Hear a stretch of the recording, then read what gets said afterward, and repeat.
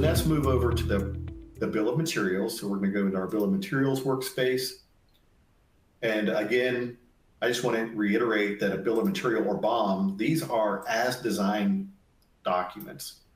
And let's open this up a little bit. Well, actually, let me just keep it right here on the workspace. Just to talk about a few of the things that you see here in the list. We can define like different tools, the work centers, overhead, machines. You see that listed down through here.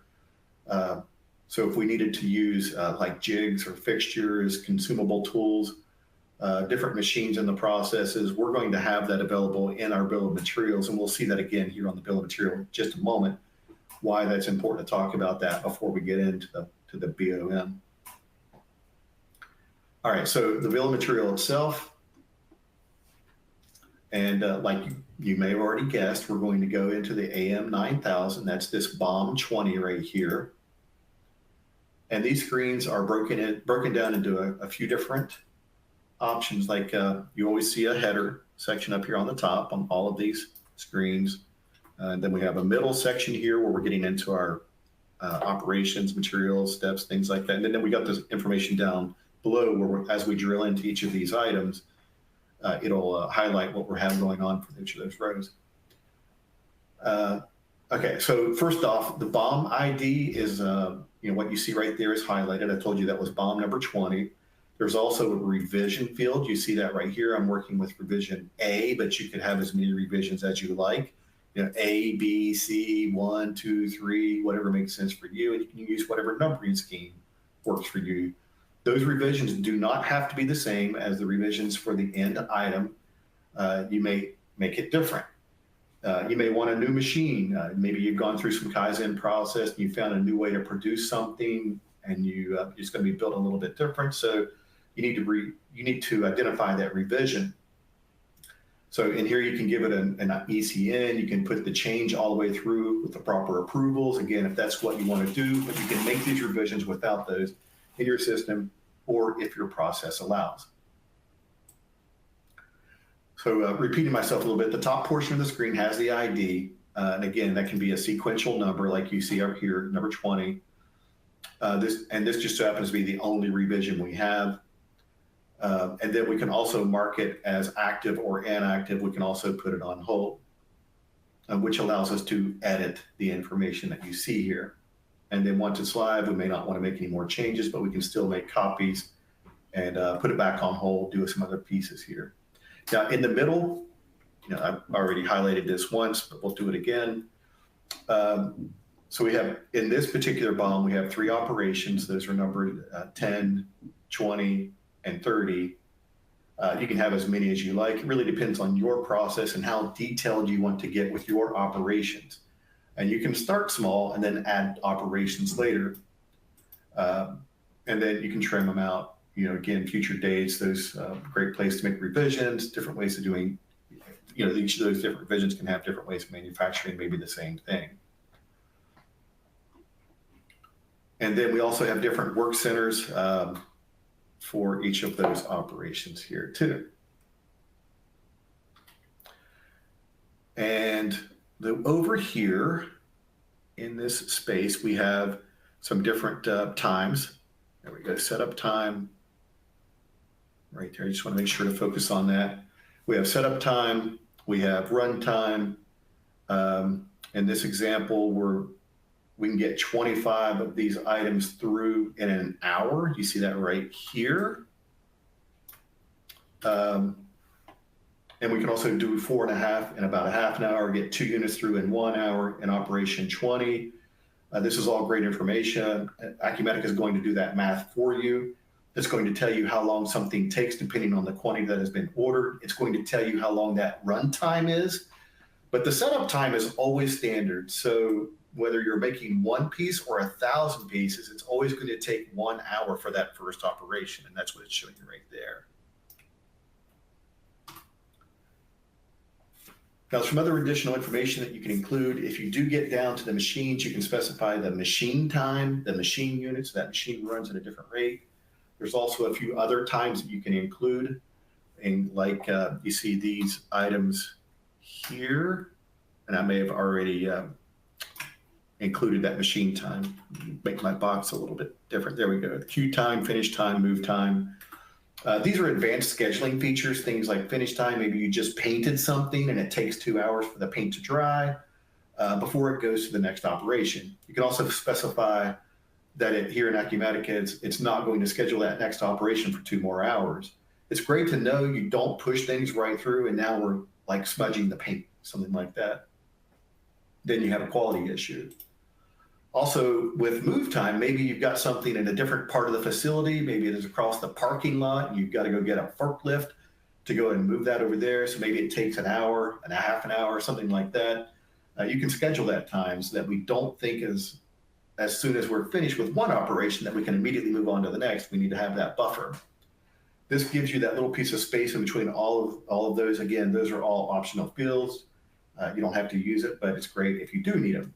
And it's fine if you don't. You can always adopt them at a later point in time as well. Then it's also worthy of note that we have that you can backflush items, and you can see that here on the labor and then down below in the materials too. And what this means is it lets you, not have to go on every line and report every step that you did. So you can go straight down to 30 and report what you did on line 30, and then it's going to automatically backflush that quantity to operation 10, operation 20. So it's going to flush that backwards, whatever ones have that little backflush flag checked off. And now that we have those flags available in here in the as design document, when you put it over to production, you may say, that this is the first time we're making it. We do want to do backflushing, or we don't want to do backflushing, so you can override it when we get over to that production order, which is the as-built structure.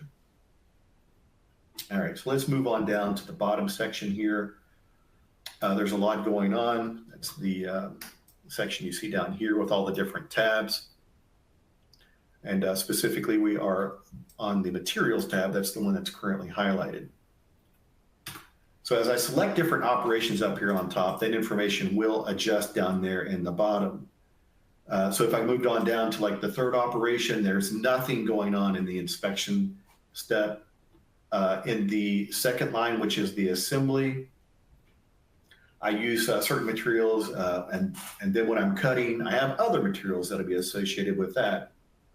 Okay, we're talking about the materials that are used in these operations. Notice that there can be different materials and different units of measures and different quantities, and we're tracking the different costs as they go into the system.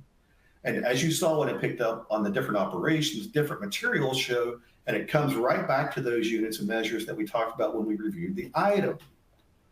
All of this is very well tied together. If you buy something in one unit of measure, you can consume it in a production order in a different unit of measure. And yes, we're a bill of materials, but that's going to also feed right into the production order. Now we move on to the steps tab.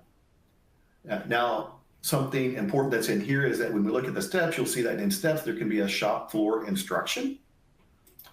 These can be detailed instructions. And one area that we have not really focused on would be notes. We got notes everywhere. So up here on the top of the document, we have a note field. On each line, you see that we have notes. And then down here in the steps, we have notes. Notes everywhere, included in every step, every process, every document. Back over on the item, we had notes. And what I really like about these is that as we're doing these steps, especially if you're a highly engineered company and you're tracking every ECM that goes through, you can specify these detailed steps and then put in an ECN against one of these or an ECR. Maybe we're going to change the second point. We're no longer going to deburr to a certain level. We're going to change that to assembly. Maybe we're going to tumble it somewhere. We can specify that you can go through the engineering request and change our process. All the way through, we can identify this specific line. That's only if we want to. You certainly can use any of the notes that are out there. Those will certainly be helpful on any of the shop floor paperwork that goes along there too. And then we also have files. Notice in this bill of material, we have 2 files. You can see that with the paper clip and that number 2. Again, files are everywhere. Again, every line, there you see the paperclip on all of these lines everywhere. Files and notes, files and notes. And so if I drill into those files, we can see that we have a drawing for, for this particular item. We also have, let me close that down. We also have the assembly structure. This is how we designed it. It's a lot of great information. Maybe it's from other PDFs or other documents that you want to attach in there. You can attach as many as you want, and these will get passed down to the production order. So let's keep talking about some of the other options in here.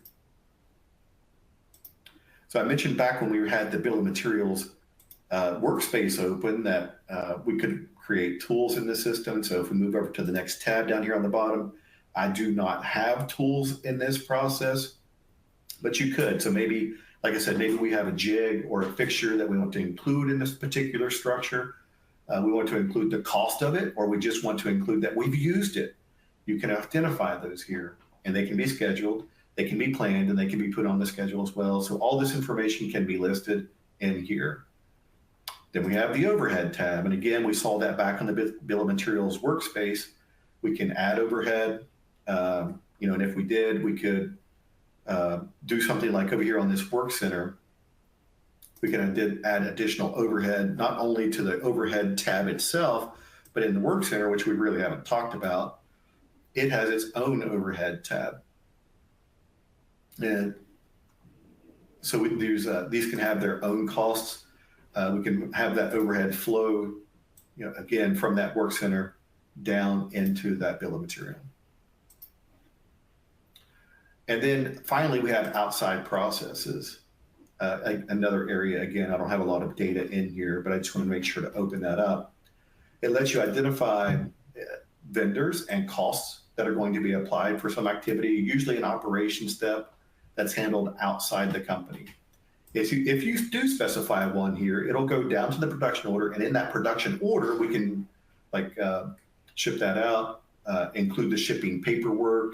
We can have purchasing activities. We can collect all the costs. They're scheduling those receipts in and out. So maybe if you're sending something out for plating or heat treating, something like that, maybe you've got 10,000 units that you're sending out, and you've only sent out 10. You can get 500 back. Maybe another 200 or 2,000 need to get out. We're keeping track of all those ins and outs all the way through the process, and you can start that process here. You can identify what you're doing inside of the bill of materials that'll get you translated down to the production order. And then finally here on that BOM, we have our actions menu, maybe a more actions menu, something along those lines.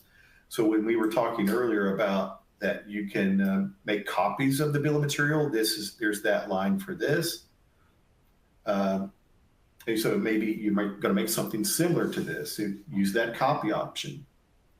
It's going to easily support that function. You can also calculate the cost. So you can also mark items as a default. So back when we were in the item setup, we were looking at the default bill of materials, here's where that took place. This is where we created it as the default. Because you may have a couple of those out there. It's not ready to go live yet. You can wait and see it. Maybe that one's going to be the default. Maybe after going through the ECN process, someone says, yes, this is where it is. Boom, click this option. This is going to be where it sets. We can also do the engineering change request. So generally speaking, there's some great tools right here for your bill of materials.